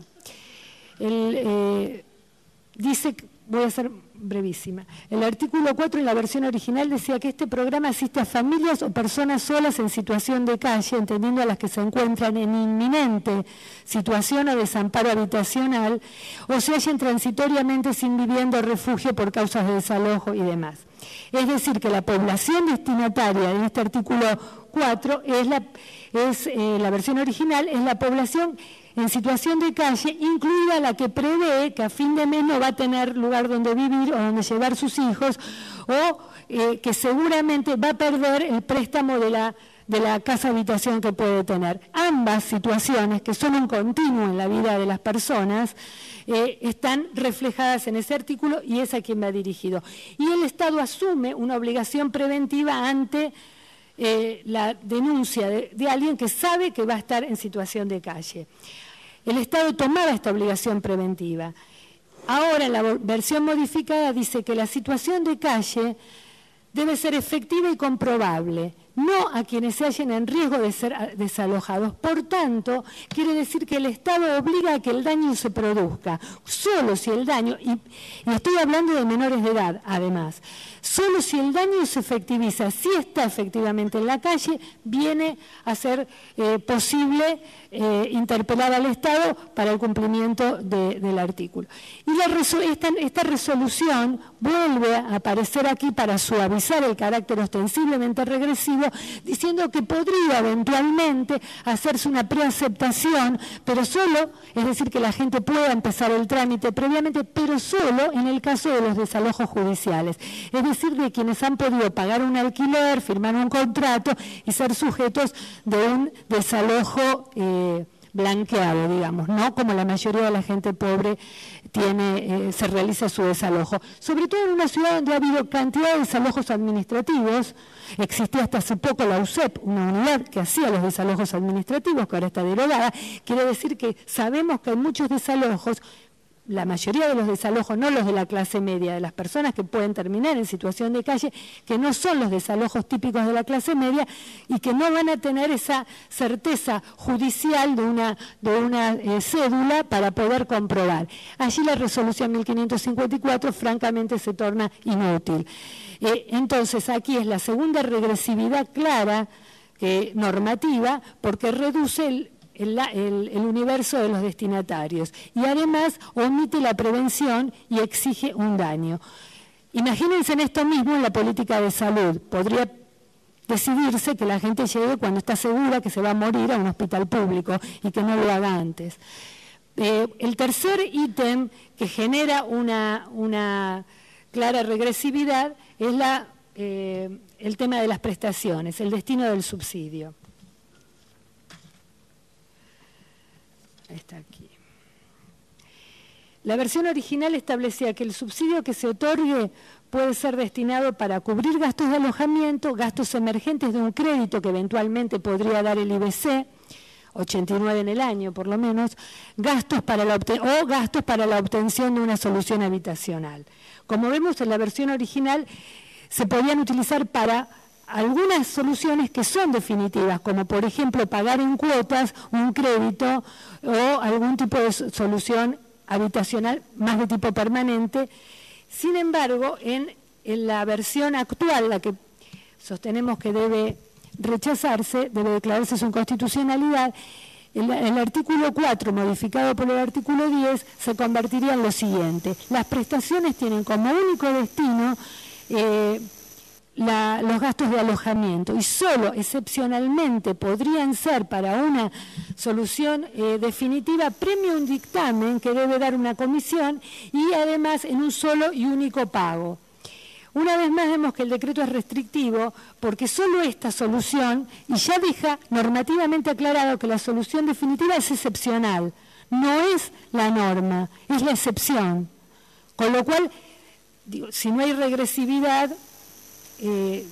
no queda más que clara la regresividad. La solución definitiva solo se prevé en un pago único, es decir, que no podría regularse como si estaba en el decreto para pagos de créditos hipotecarios, adelantos y demás. Y la tercera regresividad manifiesta que no en todo el expediente no ha logrado conculcar el gobierno, es acerca de los requisitos de accesibilidad. En la versión original, para acceder a este subsidio, se requería ser residente de la ciudad, residente, no habitante, pero bueno, residente de la ciudad con una antigüedad mínima de 1 año. Y ahora, sin explicación fundada, y por lo tanto, como no ha fundado ninguno de estos cambios, la obligación se convierte en ser residente de la ciudad con una antigüedad mínima de 2 años. Y además agrega la resolución 1554, que por lo tanto claramente no hace ceder el criterio de regresividad, agrega que además esos 2 años tienen que ser ininterrumpidos e inmediatos. Todos los que hemos participado de audiencias en las que se tramitan los subsidios sabemos que la gente literalmente, perdónenme el término, boya entre la ciudad, la provincia, donde pueda conseguir un lugar para establecerse, aunque sea temporariamente, con sus hijos. Si se va 6 meses porque le prestan una casilla en la provincia, ya perdió la ininterrumpibilidad que requiere la resolución 1554. Podría eventualmente, dice la resolución, hacer una excepción, nuevamente como excepción y no como norma, una evaluación del equipo de seguimiento, pero que van a tener prioridad los que tengan 2 años. Aquí es muy interesante ver que el gobierno de la ciudad plantea que esto es claramente progresivo porque lo que está haciendo, y la verdad que parece ofender a la inteligencia de quienes van a utilizar estos recursos, que es claramente progresivo porque en realidad lo que hace es fomentar una ayuda a los grupos, va como focalizando los grupos más vulnerables, es decir, que nos hace elegir o podrían evaluar entre los que tienen una extremada emergencia a los que tienen una emergencia actual, digamos, menos emergencia. Es como elegir en el universo de los más pobres, de los que no tienen nada, cuáles califican por ser más pobres. Es como establecer un concurso de las miserias para ver cuál miseria puede aplicar a este devaluado decreto. Por lo tanto, creemos que efectivamente está probado que por nuestra parte la prohibición, la regresividad, y que no pasa el test de prohibición de regresividad. Por tanto, a nuestro entender, solicitamos un escrutinio muy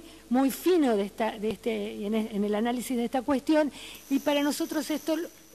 lleva a invertir la carga de la prueba y que el gobierno debería ser el que justificara, como no lo ha hecho en todo el expediente, las razones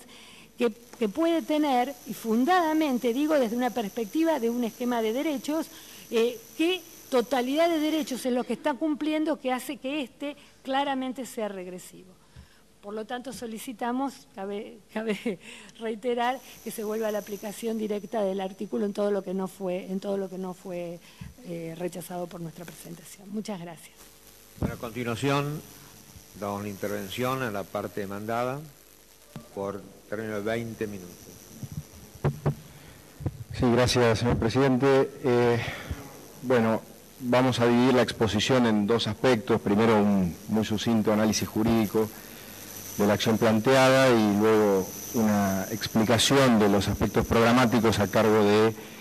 quien ha participado tanto en la elaboración de las normas cuanto en su aplicación corriente. Me parece importante aclarar que se trata de un planteo restringido a la posibilidad de declarar la inconstitucionalidad de determinados aspectos de la norma del decreto 960 del 08, para entender que algunas de las otras apreciaciones que se pueden compartir desde una valoración individual exceden el marco de lo que corresponde ser traído ante este tribunal. El gobierno entiende que la norma es constitucional en todos sus aspectos, no de una manera dogmática, sino con la convicción de que se atiende a mejorar la atención de una problemática que es crucial y que, por supuesto, y como lo ha señalado bien la asesora tutelar, está lejos de ser solucionada. Pero creo que en ese señalamiento también se advirtió una apreciación subjetiva que choca con la propia realidad descrita, tanto por la actora cuanto por algunos de los amigables intervinientes, y que tiene que ver con la operatoria de la norma anterior del decreto 690 del 2006 y con la realidad imperante en la actualidad y en el momento en que fue dictada la norma hoy cuestionada. Yo hace unos segundos veía la cuestión del término mitigar y decía, parece extraño que se quiera volver a aquella norma que creó que hoy haya más gente en situación de calle.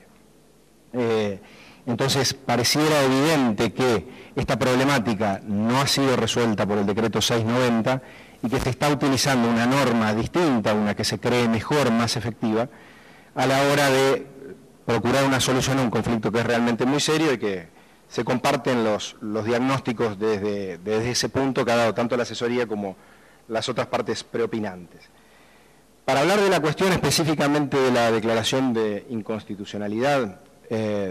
ratifico los argumentos que se han expuesto en la contestación de demanda, pero me gustaría remitir a un fundamento dado por el propio tribunal en el expediente 5541 del 2007, con también un pedido de declaración de la propia Asesoría General Tutelar. En el voto del doctor Lozano se expresó: la solución de la controversia planteada en este pleito entonces exige establecer si existe una interpretación constitucionalmente válida del precepto impugnado. En el proceso de decantación inevitablemente quedarán proscriptas las interpretaciones que menoscaben el derecho reglamentado y solo superarán el escrutinio aquellas que le brinden alguna tutela, cuando además el modo elegido para instrumentarla resulte válido a la luz de la normativa constitucional aplicable. Entendemos que es la situación del decreto 960 del 2008, entendemos que los argumentos técnicos que nos brindarán a continuación las áreas respectivas así lo podrán acreditar, y que corresponde entonces solicitar el rechazo de la acción tal como ha sido planteada. En ese contexto le cedo la palabra al señor subsecretario de Fortalecimiento Familiar y Comunitario, que nos dará un contenido más técnico de las características propias de la norma. Señores miembros del Tribunal Superior de Justicia, público en general, hoy nos encontramos discutiendo la constitucionalidad del decreto 960 y su resolución complementaria, la número 1554 del año 2008 del Ministerio de Desarrollo Social, que a nuestro entender no vulnera ningún principio de progresividad. Y respecto a su anterior decreto, el 690. La discusión quedó planteada acá muy claramente a partir de la intervención de la asesoría tutelar, que sobre 4 puntos básicos jurídicamente. Uno son con respecto al decreto 960, es el artículo 1, 4 y 5, que reemplazarían a sus respectivos artículos del decreto 690, que es el 3, 4 y 10. Pero hay 4 puntos conceptuales, ¿no?, que se discuten acá, que son bien claros. El primero tiene que ver con la orientación y fortalecimiento transitorio del subsidio. El segundo tiene que ver con la inminencia. El tercero tiene que ver con la posibilidad de otras opciones a los gastos de alojamiento. Y el cuarto tiene que ver con una reforma que llevamos a nosotros adelante, que es la residencia mayor como requisito una residencia mayor a 2 años. Dentro de las posibilidades que me permite el tiempo gentilmente otorgado por ustedes, vamos a tratar de mostrar la progresión de derechos para todos los habitantes de la Ciudad de Buenos Aires a partir de la implantación del decreto 960. En primer lugar, la crítica de la asesoría tutelar con respecto al artículo 3 del decreto 690,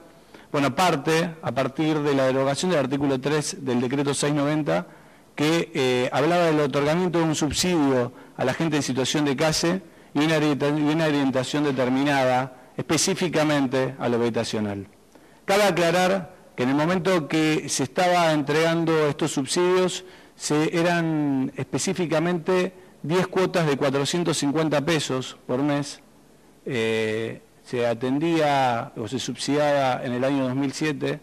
a aproximadamente 4.000 familias en situación de calle, y tenía este programa un presupuesto que rondaba los 10 millones de pesos. A partir de nuestra reforma y de la implementación del artículo 1 del decreto 960 y su resolución anexada de 1554, nosotros logramos conseguir lo siguiente: que el fortalecimiento, el subsidio habitacional fortaleció transitoriamente a más de 7.800 familias promedio por año, entendiendo desde el año 2008 y 2009, 7.800 familias. Por lo tanto, duplicamos la cantidad de familias asistidas que se tenía con respecto al decreto del 690. Se aumentó la cuota, que llegó a 700 pesos por mes, que es progresiva de acuerdo a la composición familiar. Antes se le pagaba a todos por igual, era 450 pesos, tanto para la persona sola como para el grupo familiar, y hoy pudimos separar, respetando los derechos adquiridos, de 450 pesos para las personas solas, y según la composición familiar llegar hasta los 700 pesos. También hemos triplicado para el año que viene la cantidad de presupuesto asignado a este programa, llegando para el año próximo aproximadamente en 30 millones de pesos, cuando en el año 2007 teníamos 10 millones de pesos. A partir de la resolución 1554 se dio creación, por primera vez en la historia, a un equipo de seguimiento y evaluación que ha atendido más de 3.000 casos en lo que lleva desde este equipo de seguimiento, que no coincide, como anteriormente, sí en el decreto 690, que la orientación está especificada solamente a la solución habitacional. Nosotros entendemos que si bien apunta este equipo de evaluación y seguimiento a la solución habitacional, lo que hace es atender a través de todos los efectores con los que cuenta el gobierno de la Ciudad de Buenos Aires, a fin de lograr el objetivo de máxima que queremos todos los que estamos aquí presentes, que es la inclusión social de las personas que se encuentran en alta vulnerabilidad habitacional. Este equipo trabaja sobre un programa que hace a todo lo que es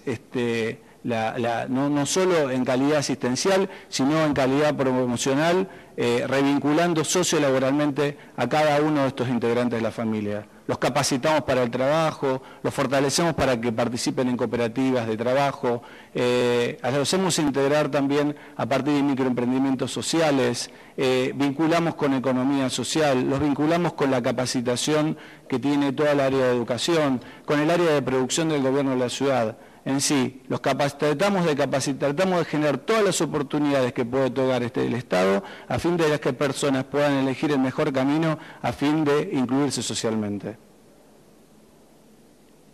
Rompimos el principio paradigmático que desde este programa solamente se los orientaba para soluciones habitacionales, y aprovechamos el ingreso que tienen los beneficiarios del programa a fin de que puedan incluirse socialmente a partir de todas las herramientas con cuenta el gobierno de la Ciudad de Buenos Aires. Respecto al segundo punto que muy bien señalara la asesoría tutelar, que parte de la derogación del artículo 4 del anterior decreto, que es el 690, donde hablaba de que se otorgaba un subsidio ante una inminente situación de desamparo habitacional. Si bien es cierto que se hizo la derogación de esto, era por por razones operativas que hacían en la gestión que llevábamos adelante dentro del gobierno de la Ciudad de Buenos Aires. Todos ustedes saben, que la mayoría son abogados, que no es mi caso, que los oficios judiciales de desalojo mayormente llegan sin fecha de lanzamiento. Y otros tantos oficios judiciales de desalojo que, si bien llegan con fecha de lanzamiento, por razones que nos superan a nosotros como Estado, se postergan a lo largo del tiempo. ¿Qué pasaba con esto? Que un montón de gente, un montón de beneficiarios, que se convertía la gente beneficiarios desde el momento que llegaba la notificación judicial de desalojo, aunque no tuviera fecha. ¿Qué sucedía? Al ser beneficiarios cobraban el subsidio mientras estaban con techo. Y en el momento por ahí pasaban 2, 4, 6 meses, 10 meses, cobraban todo el subsidio. Y cuando se da el momento del desalojo, del hecho real, nosotros teníamos un Estado que tenía que mirar de costado porque no tenía la forma de darle una solución a estas miles de familias que quedaban desprotegidas. Entonces nosotros decidimos modificar esto y lo reemplazamos por el artículo 2 del decreto 960, que el programa establece que se paga el subsidio a las familias en el momento en que las familias se encuentran en real, efectiva y comprobable situación de calle. Es muy bien lo que decía la asesoría tutelar, porque nosotros sí lo reformamos y con claridad y aparte con justificación de la lógica que nos implica el trabajo cotidiano. La reglamentación y después la reglamentación del presente, ¿no?, decreto nos dio una herramienta administrativa muy interesante para gestionar, que se llama la preaceptación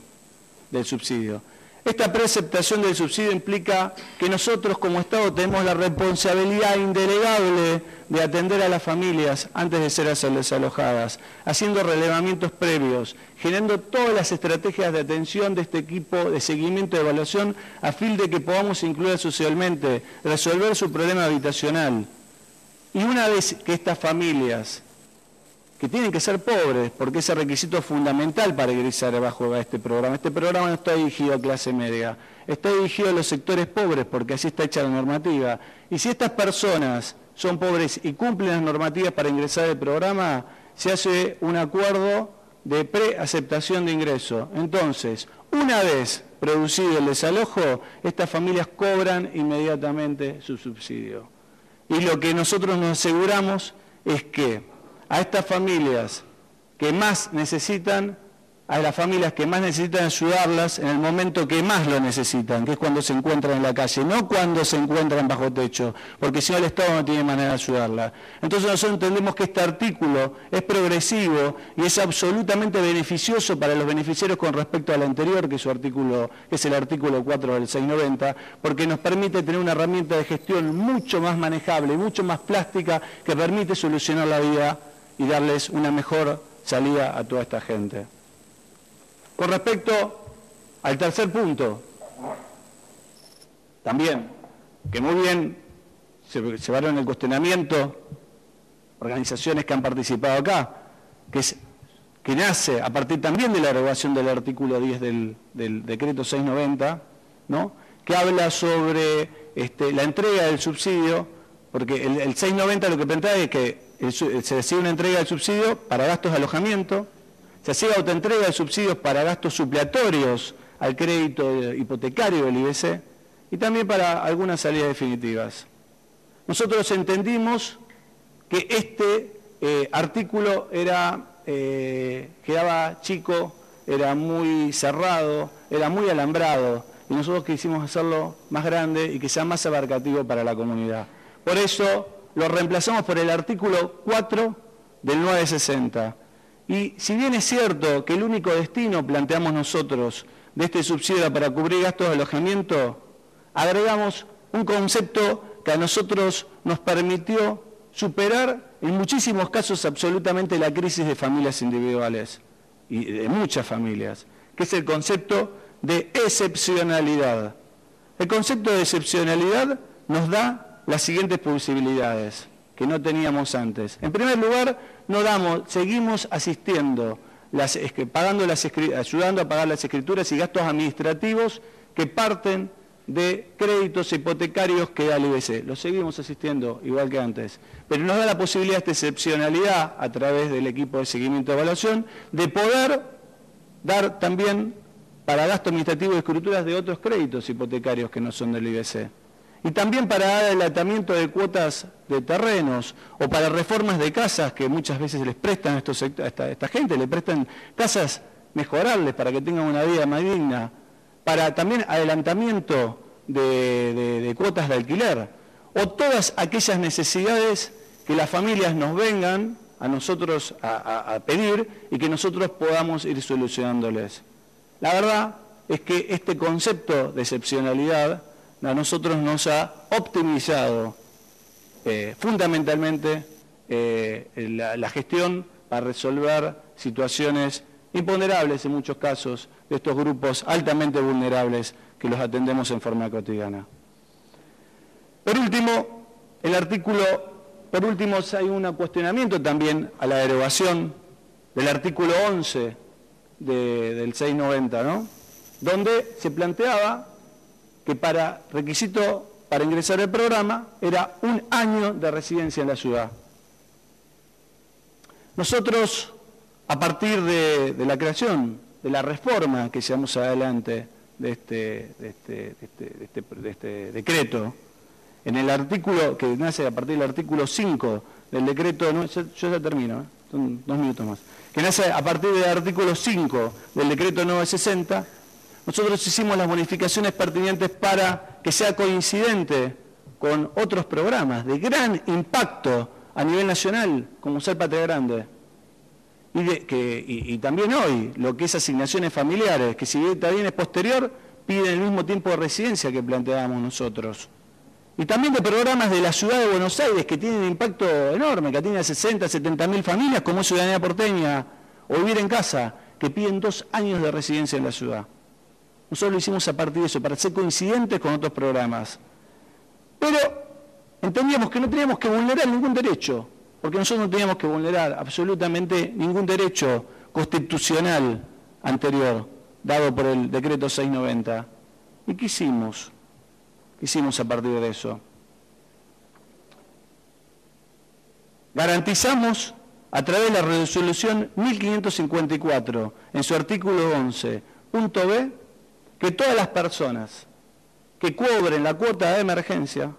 ¿no?, que es una cuota que cualquier persona en situación de alta vulnerabilidad social, que se acerque tanto a Pavón Entre Ríos, se acerque a Los Zonales, o en un caso de desalojo que se encuentre en situación de emergencia habitacional la cobra, garantizamos que todas las personas que cobren la cuota de emergencia y tengan 1 año de residencia en la Ciudad de Buenos Aires puedan acceder inmediatamente al programa habitacional.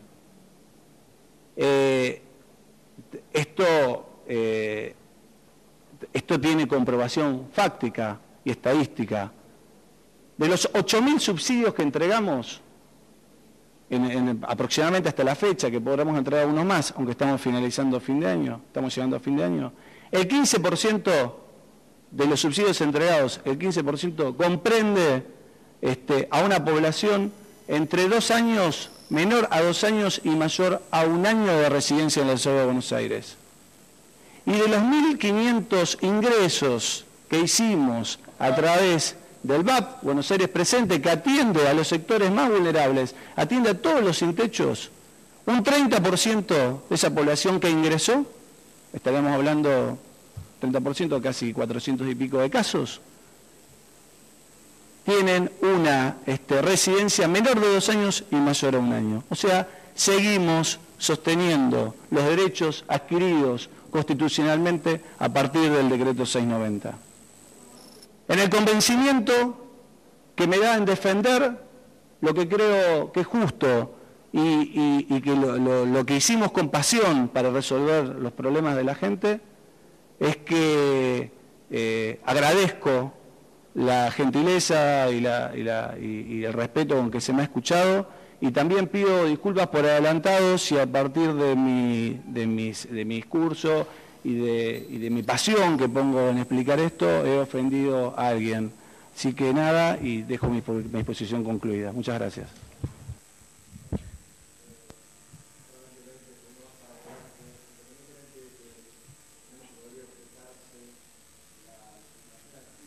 el gobierno ha elegido dar respuesta al planteo de fondo, sin perjuicio que el tribunal oportunamente resuelva la cuestión procesal que entienda correspondiente. Le damos la intervención al fiscal general adjunto. Doctor Pereira. Bueno, muchas gracias. Perdón, silencio en la sala.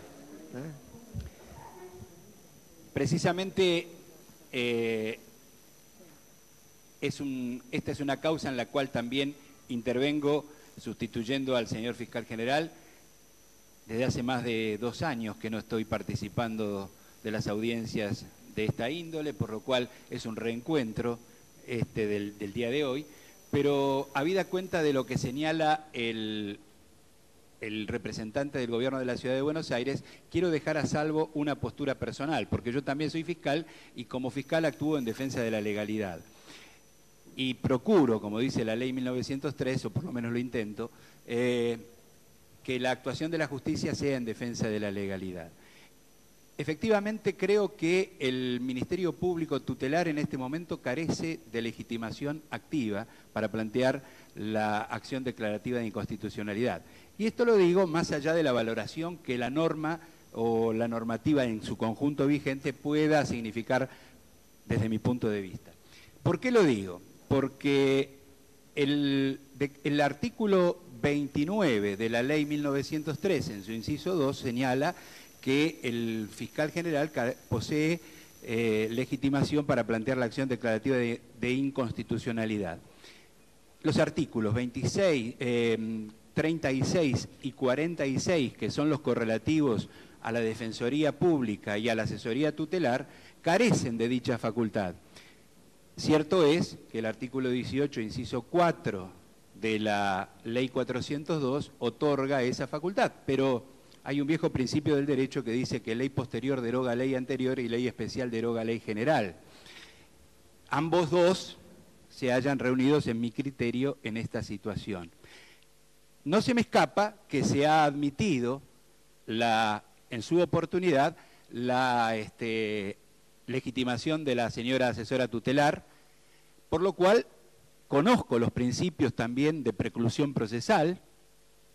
preclusión que también cabe para un eventual planteo de inconstitucionalidad de la ley 1903, en un esquema actual donde se suele hablar,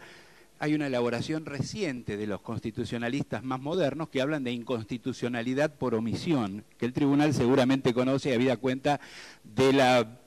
versación de sus integrantes en materia constitucional. Y seguramente no me cabe duda que también lo conocen las partes y los amicus curiae en este caso. Por lo tanto, dejo planteado y en definitiva dejo a salvo mi postura personal, que a esto es a lo que tiendo cuando hago esta reflexión, y dejo a salvo también que nosotros en este ámbito del Poder Judicial, que reiteradamente nos hemos constituido por voluntad probablemente no propia, sino de quienes intervienen en los procesos, en una especie de foro para la ventilación de asuntos que por ahí no pasan por este poder, sino que para otros, y habida cuenta que este mismo foro tiene esta virtualidad, todavía estamos a tiempo, si bien no es necesario declarar la inconstitucionalidad, de que la legislatura insista, porque fíjense, el día 15 de octubre de este año, en la sesión de la legislatura, se dictó un proyecto de ley bajo el número 3224, que en 2 artículos lo que hacía era otorgarle legitimación al defensor general y al asesor general para actuar en promoviendo la acción declarativa de inconstitucionalidad. Sin embargo, dicho proyecto fue vetado por el Ejecutivo por decreto 1011 del 2009. Con lo cual, si efectivamente estuviera vigente la legitimación del asesor tutelar o del defensor general, no se ve por qué la legislatura tendría que haber dictado este proyecto que fue vetado. Ahora,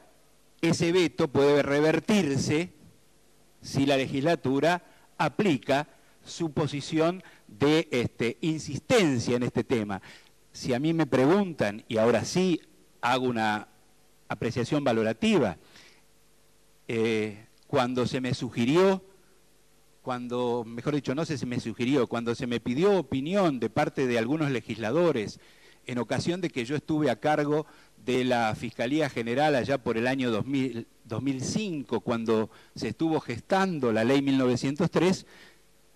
yo sugerí que los 3 integrantes o los 3 titulares del Ministerio Público debían tener esta legitimación activa. Hoy, en este juicio, no solamente la vemos a la señora asesora tutelar muy dignamente expresar esta postura, sino que además está acompañada en esta presentación por la señora defensora del pueblo, que sí tiene legitimación activa por el inciso 3 del mismo artículo 18 de la Ley 402,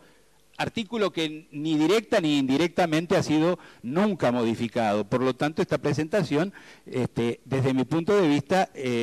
podría haberse canalizado a través de la defensora del pueblo, pero